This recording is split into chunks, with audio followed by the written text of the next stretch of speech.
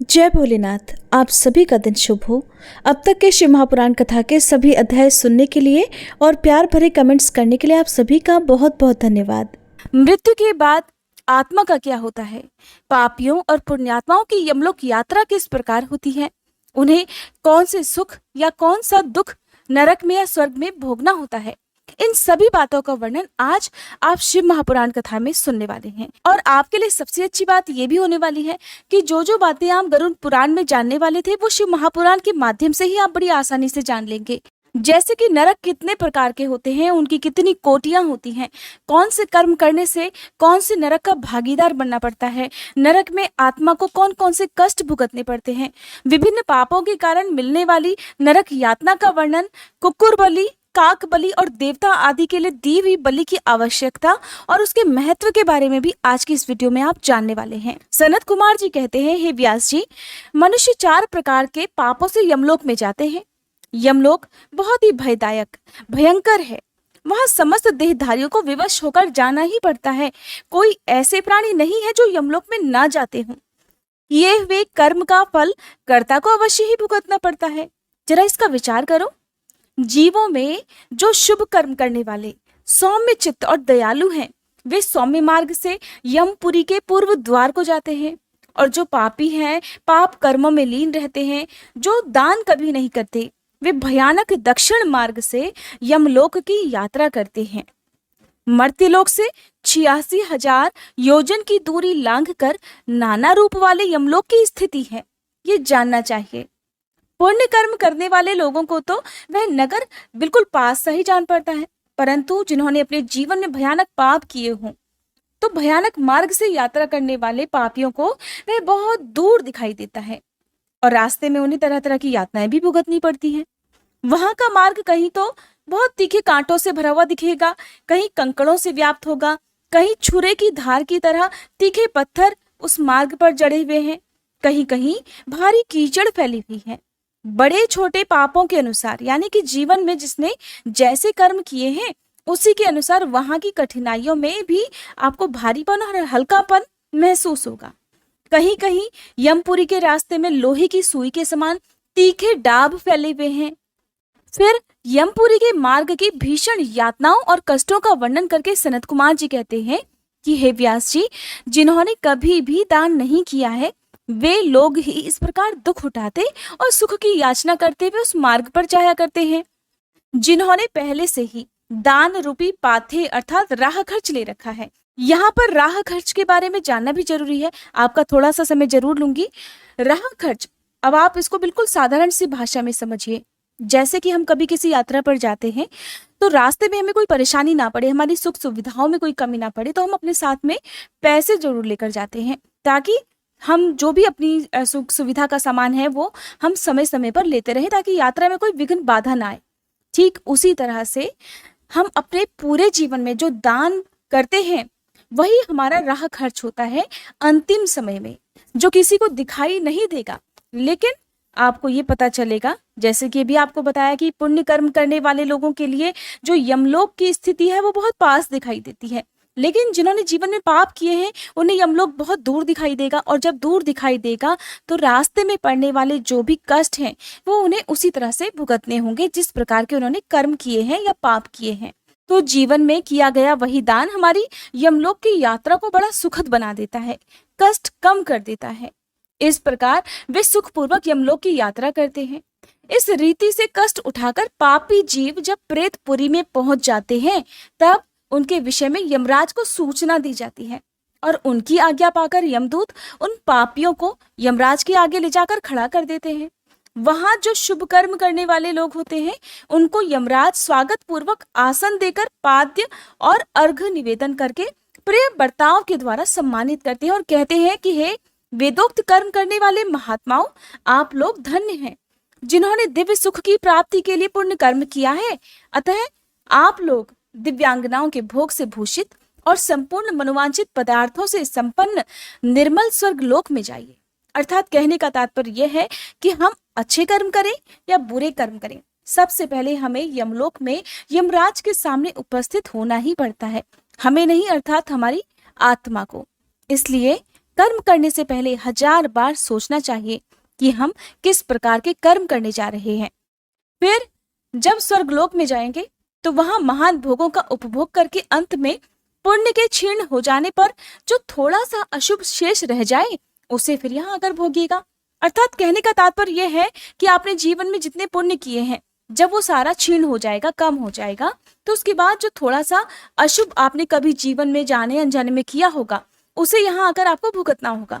जो धर्मात्मा मनुष्य होते हैं वे मानो यमराज के लिए मित्रों के समान हैं।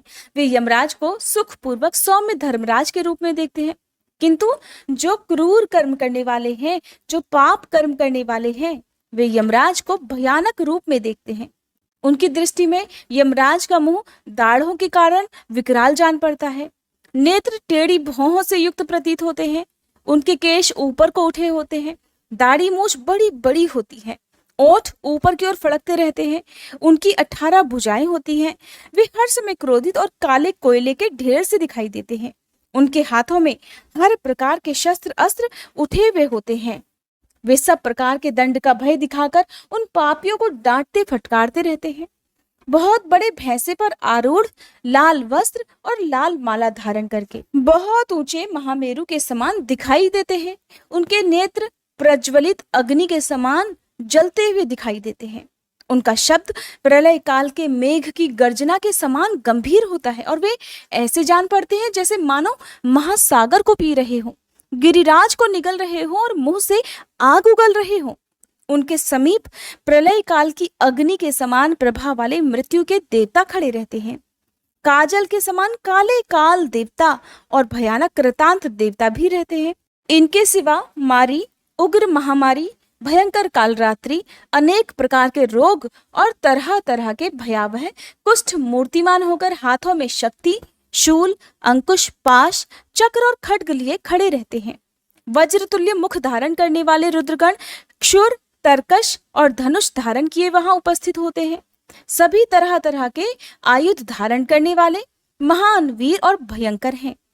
इसके अलावा असंख्य महावीर यमदूत, जिनकी अंग कांति काले कोयले के समान काली होती है, संपूर्ण अस्त्र शस्त्र लिए बड़े भयंकर जान पड़ते हैं। ऐसे परिवार से घिरे हुए घोर यमराज और भीषण चित्रगुप्त को पापी प्राणी देखा करते हैं। यमराज उन पाप कर्मियों को बहुत डांटते हैं और भगवान चित्रगुप्त धर्मयुक्त वचनों द्वारा उन्हें समझाते हैं। अब जानिए नरकों की 28 कोटियों के बारे में। सनत कुमार जी कहते हैं, हे व्यास जी, फिर यमदूत पापियों को अत्यंत तपे हुए पत्थर पर बड़े वेग से दे मारते हैं, मानो वज्र से बड़े बड़े वृक्षों को धराशायी कर दिया गया हो। उस समय शरीर से जर्जर हुआ देहधारी जीव कान से खून बहाने लगता है, सुध-बुध खोकर मूर्छित हो जाता है। तब वायु का स्पर्श कराकर वे यमदूत फिर उसे जीवित कर देते हैं और उसके पापों की शुद्धि के लिए उसे नरक समुद्र में डाल देते हैं। पृथ्वी के नीचे नरक की 7 कोटियां हैं, जो 7वें तल के अंत में घोर अंधकार के भीतर स्थित हैं। उन सब की 28 कोटियां हैं। पहली कोटि घोरा कही गई है, दूसरी सुघोरा है जो उसके नीचे स्थित है, तीसरी अति घोरा, चौथी महाघोरा, 5वीं घोर रूपा, 6ठी तला, 7वीं भयानका, 8वीं कालरात्रि, 9वीं भयोत्कटा, उसके नीचे 10वीं चंडा, उसके भी नीचे महाचंडा, फिर चंड कोलाहला और उससे भिन्न प्रचंडा है जो चंडों की नायिका कही गई है। फिर उसके बाद पद्मा, पद्मावती, भीता और भीमा है जो भीषण नरकों की नायिका मानी गई है। 18वीं कराला, 19वीं विकराला और 20वीं नरक कोटि वज्रा कही गई है। फिर त्रिकोणा, पंचकोणा, सुदीर्घा, अखिलार्तिदा, समा, भीमबाला, भीमा और 28वीं दीप्त प्राया है। इस प्रकार मैंने तुमसे भयानक नरक कोटियों के नाम बताए हैं। इनकी संख्या 28 ही है। ये पापियों को यातना देने वाली हैं। उन कोटियों के क्रमशः 5-5 नायक भी जानने चाहिए। अब उन सभी कोटियों के नाम बताए जाते हैं, सुनो। उनमें प्रथम रौरव नरक है। रौरव नरक को सबसे पहला नरक माना जाता है, जहां पहुंचकर देहधारी जीव रोने लगते हैं। महारौरव की पीड़ा से तो महान पुरुष भी रो दिया करते हैं। इसके बाद शीत और उष्ण नामक नरक हैं। फिर सुघोर है, रौरव से सुघोर तक आदि के 5 नरक नायक माने गए हैं। इसके बाद सुमहातीक्ष्ण, संजीवन, महातम, विलोम, विलोप, कंटक, तीव्र वेग, कराल, विकराल, प्रकंपन, महावक्र, काल, कालसूत्र, प्रगर्जन, सूचीमुख, सुनेति, खादक, सुप्रपीडन, कुंभिपाक, सुपाक, क्रकच, अति दारुण, अंगार, राशि भवन, मेरु, सुकृति प्रहित, तीक्ष्ण तुंड, शकुनी, महासंवर्तक, क्रतु, तप्त जंतु, पंकलेप, प्रतिमांस, रिपुद्धा, उच्छ्वास, सुनिर्च्छ्वास, सुदीर्घ, कूट शालमली, दुरिष्ट, सुमहावाद, प्रवाद, सुप्रतापन, मेघ, वृष, शाल्म, सिंहमुख, व्याघ्रमुख, गजमुख, कुकुरमुख, सूकरमुख, अजमुख, महिषमुख, घूकमुख, कोकमुख, वृकमुख, ग्राह, कुंभिनस, नर्क, सर्प, कूर्म, काक, गृध, उलूक, हलौक, शार्दूल, कृत, कर्कट, मंडूक, पूतिमुख, रक्ताक्ष, पूति मृत्तिक, कर्णधूम्र, अग्नि, कृमि, गंधीवपु, अग्नित्र, अप्रतिष्ठ, रुधिराभ, स्वभोजन, लालाभक्ष, अंत्रभक्ष, सर्वभक्ष, सुदारुण, कंटक, सुविशाल, विकट, कटपूतन, अम्बरीश, कटाह, कष्टदायिनी, वैतरणी नदी, सुतप्त लोहशयन, एकपात, प्रपूरण, घोर असितालवन, अस्थिभंग, सुपूरण, विलातस, असुयंत्र, कूटपाश, प्रमर्दन, महाचूर्ण, असुचूर्ण, तप्त लोहमय पर्वत, क्षुर धारा, यमल पर्वत, मूत्रकूप, विष्ठाकूप, अश्रुकूप, शीतल क्षारकूप, मूसलोलूखल, यंत्र, शिला, शकट, लांगल, तालपत्रवन, असिपत्रवन, महाशकट मंडप, सम्मोह, अस्थिभंग, तप्त, चंचल, अयोगुड अर्थात लोहे की गोली, बहुदुख, महाक्लेश, कश्मल, शमल, मलात, हलाहल, विरूप, स्वरूप, यमानुग, एकपाद, त्रिपाद, तीव्र, अचीवर और तम। इस प्रकार ये 28 नरक और क्रमशः उनके 5-5 नायक कहे गए हैं। 28 कोटियों के क्रमशः रौरव आदि 5-5 ही नायक बताए जाते हैं। उपर्युक्त 28 कोटियों को छोड़कर लगभग 100 नरक माने जाते हैं और महानरक मंडल 140 नरकों का बताया जाता है। अभी आपको जो नाम बताए गए ये 28 कोटियों का पहले पृथक का वर्णन है, फिर प्रत्येक के 5-5 नायक बताकर ठीक 140 नरकों का नाम आपको बताया गया है।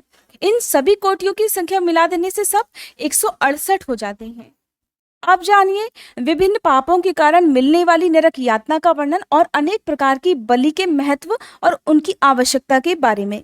सनत कुमार जी कहते हैं, हे व्यास जी, इन सब भयानक पीड़ादायक नरकों में पापी जीवों को अत्यंत भीषण नरक यातना भोगनी पड़ती है। जो मिथ्या आगम अर्थात पाखंडियों के शास्त्र में प्रवृत्त होता है वह द्विजहव नामक नरक में जाता है और जिह्वा के आकार में आधे कोस तक फैले हुए तीक्ष्ण हलों द्वारा उसे वहां विशेष पीड़ा दी जाती है। जो क्रूर मनुष्य अपने माता पिता और अपने गुरु को डांटता है उसके मुंह में कीड़ों से युक्त विष्ठा ठूंसकर उसे खूब पीटा जाता है। जो मनुष्य शिव मंदिर, बगीचे, बावड़ी, कूप, तड़ाग और ब्राह्मणों के स्थान को नष्ट भ्रष्ट कर देते और वहां स्वेच्छानुसार रमण किया करते हैं, वे नाना प्रकार के भयंकर कोल्हू आदि के द्वारा पेरे और पकाए जाते हैं तथा प्रलय काल पर्यंत नरक अग्नियों में पकते रहते हैं। परस्त्रीगामी पुरुष उस रूप से ही व्यभिचार करते हुए मारे पीटे जाते हैं। पुरुष अपने पहले जैसे शरीर को धारण करके लोहे की बनी हुई और खूब तपाई हुई नारी का गाढ़ आलिंगन करके सब ओर से जलते रहते हैं। वे उस दुराचारिणी स्त्री का गाढ़ आलिंगन करते हैं और रोते हैं। जो सत्पुरुषों की निंदा सुनते हैं उनके कानों में लोहे या तांबे आदि की बनी हुई कीलें आग से खूब तपाकर भर दी जाती हैं। इनके सिवा जस्ते, शीशे और पीतल को गलाकर पानी के समान करके उनके कानों में भरा जाता है। फिर बारंबार गर्म दूध और खूब तपाया हुआ तेल उनके कानों में डाल दिया जाता है। फिर उन कानों पर वज्र का सा लेप कर दिया जाता है। इस तरह क्रमशः उनके कानों को उपर्युक्त वस्तुओं से भरकर उनको नरक में यातनाएं दी जाती हैं। क्रमशः सभी नरकों में और सब ओर ये यातनाएं प्राप्त होती हैं, और सभी नरकों की यातनाएं बड़ा कष्ट देने वाली होती हैं।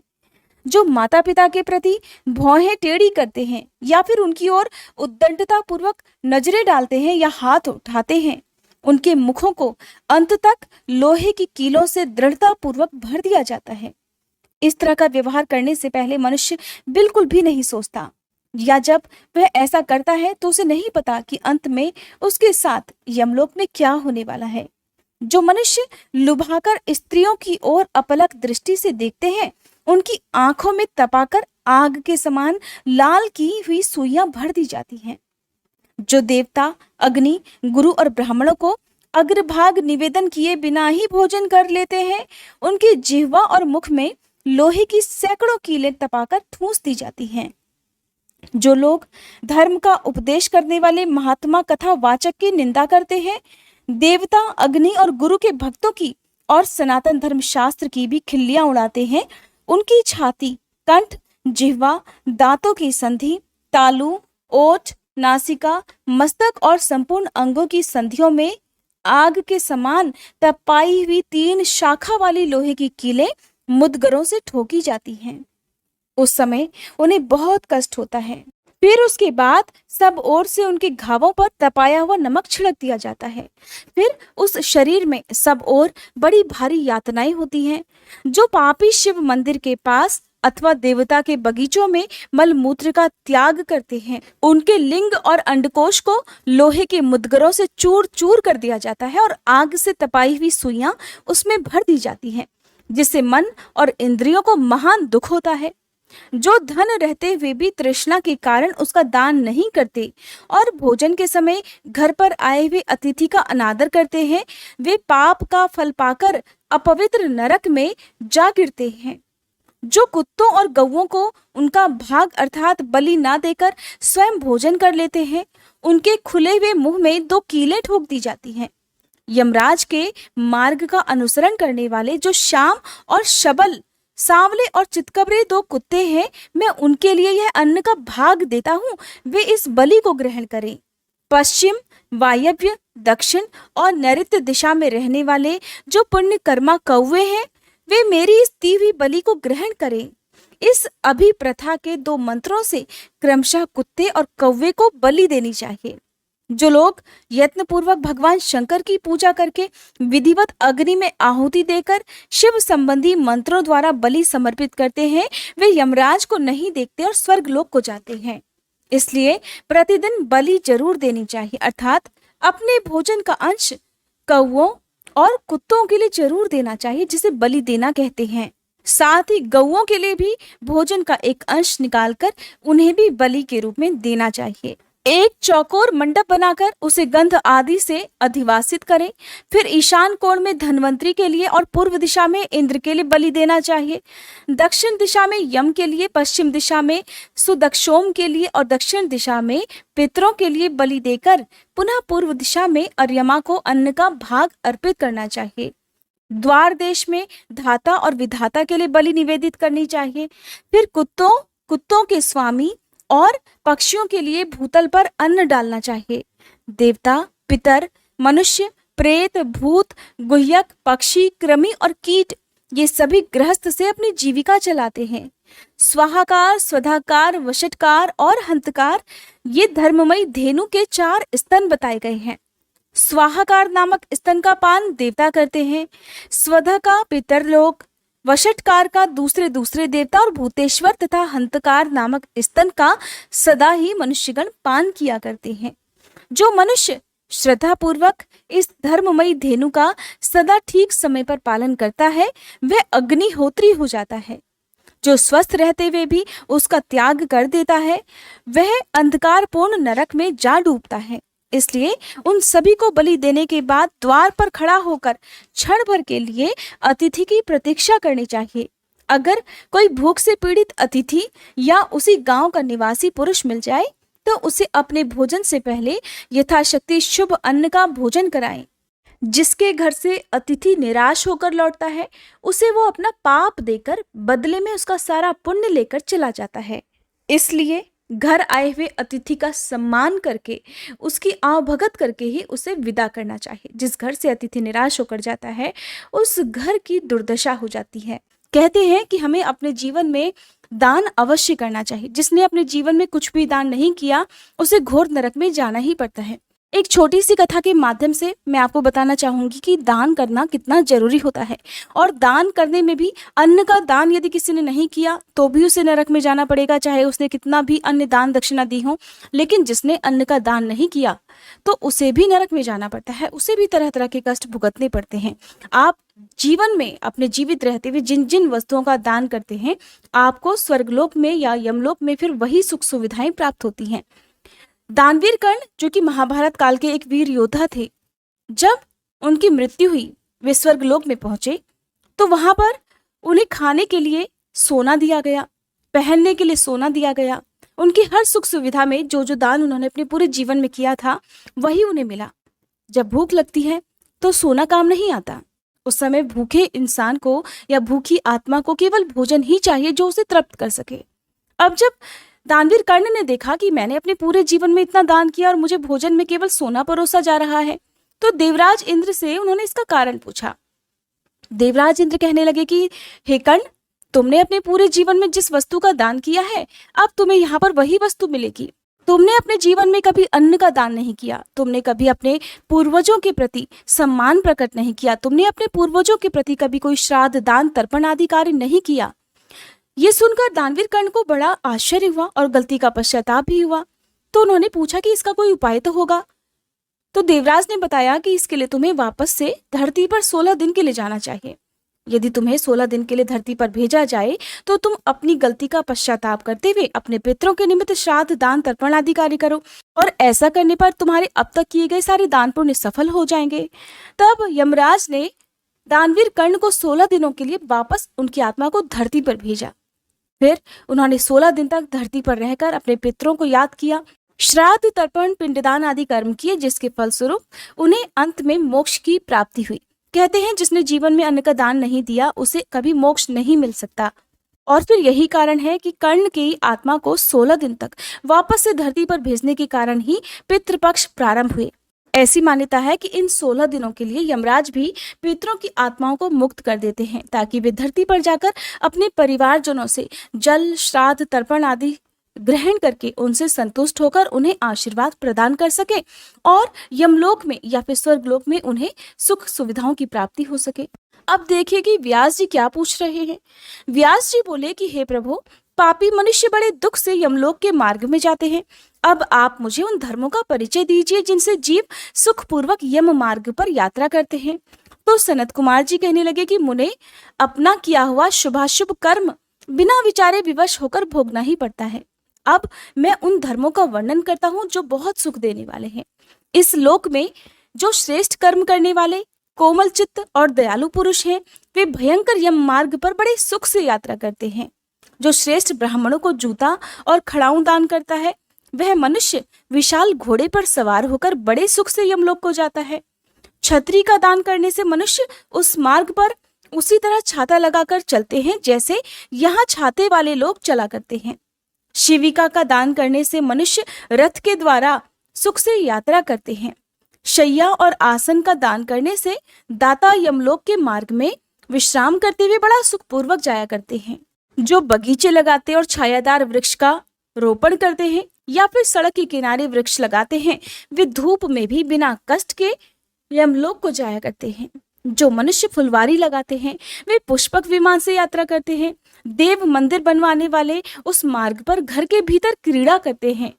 जो यतियों के आश्रम का निर्माण कराते हैं और अनाथों के लिए घर बनवाते हैं, वे भी घर के भीतर क्रीड़ा करते हैं। जो देवता अग्नि, गुरु, ब्राह्मण, माता और पिता की पूजा करते हैं, वे मनुष्य स्वयं ही पूजित होकर अपनी इच्छा के अनुकूल मार्ग द्वारा सुख से यात्रा करते हैं। दीपदान करने वाले मनुष्य संपूर्ण दिशाओं को प्रकाशित करते हुए जाते हैं। गृह दान करने से दाता रोग और शोक से रहित होकर सुखपूर्वक यात्रा किया करते हैं। गुरुजनों की सेवा करने वाले मनुष्य विश्राम करते हुए जाते हैं। बाजा देने वाले उसी तरह से सुख यात्रा करते हैं मानो अपने घर जा रहे हों। गौओं का दान करने वाले लोग संपूर्ण मनोवांछित वस्तुओं से भरे पूरे मार्ग द्वारा जाया करते हैं। मनुष्य उस मार्ग पर इस लोक में दिए हुए अन्न पान को ही पाता है। जो किसी को पैर धोने के लिए जल देता है वह ऐसे मार्ग से जाता है जहाँ जल की सुविधा हो। जो आदरणीय पुरुषों के पैरों में उपटन लगाता है वह घोड़े की पीठ पर बैठकर यात्रा करता है। हे व्यास जी, जो पाद्य अभ्यंग अर्थात अंगराग, दीपक, अन्न और घर का दान करता है उसके पास यमराज कभी नहीं जाते। स्वर्ण और रक्त का दान करने से मनुष्य दुर्गम संकटों और स्थानों को लांघता हुआ जाता है। चांदी, गाड़ी धोने वाले बैल और फूलों की माला दान करने से दाता सुखपूर्वक यमलोक में जाता है। इस तरह के दानों से मनुष्य सुखपूर्वक यमलोक की यात्रा करते हैं और स्वर्ग में सदा तरह तरह के भोग पाते हैं। सब दानों में अन्न दान को ही उत्तम बताया गया है, क्योंकि यह तत्काल तृप्ति प्रदान करने वाला, मन को प्रिय लगने वाला और बल तथा बुद्धि को बढ़ाने वाला है। हे मुनि श्रेष्ठ, अन्न दान के समान दूसरा कोई दान नहीं है, क्योंकि अन्न से ही प्राणी उत्पन्न होते हैं और अन्न के अभाव में मर भी जाते हैं। इसलिए अन्न दान से महान पुण्य बताया गया है, क्योंकि अन्न के बिना भूख की आग से तृप्त हुए समस्त प्राणी मर जाते हैं। इसलिए अन्न की ही सब लोग प्रशंसा भी करते हैं, क्योंकि अन्न में ही सब कुछ प्रतिष्ठित है। अन्न के समान दान न तो हुआ है और न कभी होगा। हे मुने, ये संपूर्ण जगत अन्न से ही धारण किया जाता है। लोक में अन्न को बलकारक बताया गया है, क्योंकि अन्न में ही प्राण प्रतिष्ठित है। प्राप्त हुए अन्न की कभी निंदा ना करे, ना ही कभी किसी तरह उसे फेंके। कुत्ते और चांडाल के लिए भी किया हुआ अन्नदान कभी नष्ट नहीं होता। जो मनुष्य थके मांदे और अपरिचित पथिक को अन्न देता है और देते समय कष्ट का अनुभव नहीं करता, वह समृद्धि का भागी होता है। महामुने, जो देवताओं, पितरों, ब्राह्मणों और अतिथियों को अन्न से तृप्त करता है उसे महान पुण्य फल की प्राप्ति होती है। अन्न और जल का दान शूद्र और ब्राह्मण के लिए भी समान रूप से महत्व रखता है। अन्न की इच्छा रखने वाले पुरुष से उसका गोत्र, शाखा, स्वाध्याय और देश कभी नहीं पूछना चाहिए। अन्न साक्षात ब्रह्मा है, अन्न साक्षात विष्णु और शिव है। इसलिए अन्न के समान दान न हुआ है और न होगा। जो पहले बड़ा भारी पाप करके भी पीछे अन्न का दान करने वाला हो जाता है वह सब पापों से मुक्त होकर स्वर्ग लोक में जाता है।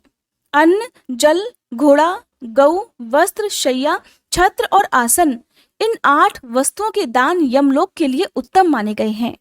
इस प्रकार दान विशेष से मनुष्य विमान पर बैठकर धर्मराज के नगर में जाता है, इसलिए सभी को दान करना चाहिए। महामुने, जो इस प्रसंग को सुनता या श्राद्ध में ब्राह्मणों को सुनाता है उसके पितरों को अक्षय अन्न दान प्राप्त हो जाता है। अब जानिए जलदान, जलाशय निर्माण, वृक्षारोपण, सत्य बोलना और तप की महिमा के बारे में। सनत कुमार जी कहते हैं, हे व्यास जी, जलदान सबसे श्रेष्ठ है। वह सभी दानों में सदा उत्तम है, क्योंकि जल सभी जीव समुदाय को तृप्त करने वाला जीवन कहा गया है। जलम दानम परमम दाना नाम उत्तमम तदा सर्वेशाम जीव पुंजानाम तर्पणम जीवनम स्मृतम।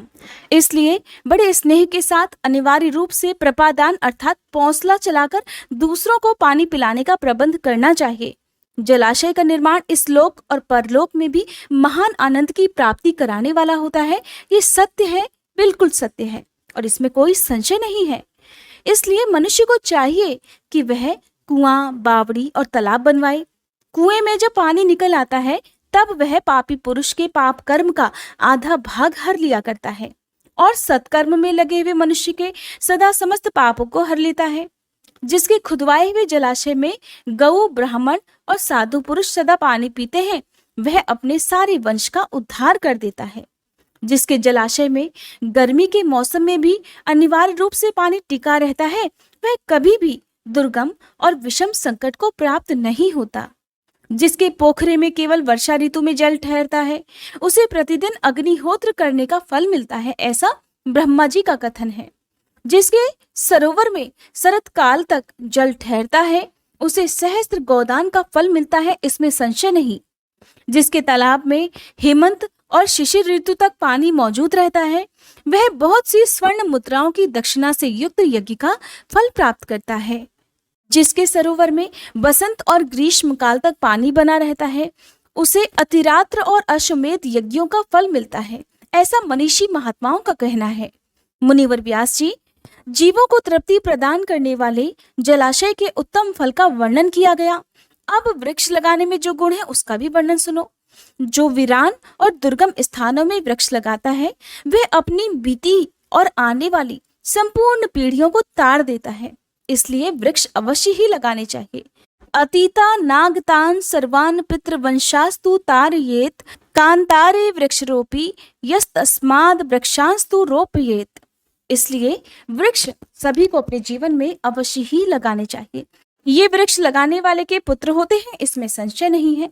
वृक्ष लगाने वाला पुरुष परलोक में जाने पर अक्षय लोकों की प्राप्ति करता है। पोखरी खुदवाने वाला, वृक्ष लगाने वाला और यज्ञ कराने वाला जो द्विज है वह तथा दूसरे सत्यवादी पुरुष ये स्वर्ग से नीचे कभी नहीं गिरते। सत्य ही परब्रह्म है, सत्य ही परम तप है, सत्य ही श्रेष्ठ यज्ञ है, सत्यम शिवम सुंदरम, और सत्य ही उत्कृष्ट शास्त्र ज्ञान है। सोए हुए पुरुषों में सत्य ही जागता है, सत्य ही परम पद है, सत्य से ही ये पृथ्वी टिकी हुई है और सत्य में ही सब कुछ प्रतिष्ठित है। तप, यज्ञ, पुण्य, देवता, ऋषि और पितरों का पूजन, जल और विद्या, ये सब सत्य पर ही टिके हुए हैं। ओंकार भी सत्य रूप ही है। सत्य से ही वायु चलती है, सत्य से ही सूर्य तपता है, सत्य से ही अग्नि जलती है और सत्य से ही स्वर्ग टिका हुआ है। लोक में संपूर्ण वेदों का पालन और संपूर्ण तीर्थों का स्नान केवल सत्य से ही सुलभ हो पाता है। सत्य से सब कुछ प्राप्त होता है, इसमें कोई संशय नहीं। 1 सहस्त्र अश्वमेध और लाखों यज्ञ एक और तराजू पर यदि रख दिए जाएं और दूसरी ओर केवल सत्य हो तो सत्य का ही पलड़ा भारी होगा। देवता, पितर, मनुष्य, नाग, राक्षस और चराचर प्राणियों सहित समस्त लोग सत्य से ही प्रसन्न होते हैं। सत्य को परम धर्म कहा गया है, सत्य को ही परम पद बताया गया है और सत्य को ही परब्रह्म परमात्मा कहते हैं। इसलिए सदा सत्य बोलना चाहिए। सत्यपरायण मुनि अत्यंत दुष्कर तप करके स्वर्ग को प्राप्त हुए हैं और सत्य धर्म में अनुरक्त रहने वाले सिद्ध पुरुष भी सत्य से ही स्वर्ग के निवासी हुए हैं। इसलिए सदा सत्य बोलना चाहिए। सत्य से बढ़कर दूसरा कोई धर्म नहीं। वेद, यज्ञ और मंत्र ये ब्राह्मणों में सदा निवास करते हैं, परंतु असत्यवादी ब्राह्मणों में इनकी प्रतीति नहीं होती, इसलिए सदा सत्य बोलना चाहिए। फिर तप की बड़ी भारी महिमा बताते हुए सनत कुमार जी कहते हैं कि हे व्यास जी, संसार में ऐसा कोई सुख नहीं है जो तपस्या के बिना सुलभ होता हो। सत्यमेव परम ब्रह्मम, सत्यमेव परम तपः, सत्यमेव परो यज्ञः, सत्यमेव परम श्रुतम। और इस बात को वेद वेत्ता पुरुष भली भांति जानते हैं। ज्ञान, विज्ञान, आरोग्य, सुंदर रूप, सौभाग्य और शाश्वत सुख तपस्या से ही प्राप्त होते हैं। तपस्या से ही ब्रह्मा बिना परिश्रम के ही संपूर्ण विश्व की सृष्टि करते हैं। तपस्या से ही श्री हरि इसका पालन करते हैं और तपस्या के बल से ही रुद्रदेव संहार करते हैं और तप के प्रभाव से ही शेष अशेष भूमंडल को धारण भी करते हैं। आज की कथा में बस इतना ही। इसके आगे का वर्णन आप अगले अध्याय में सुनेंगे।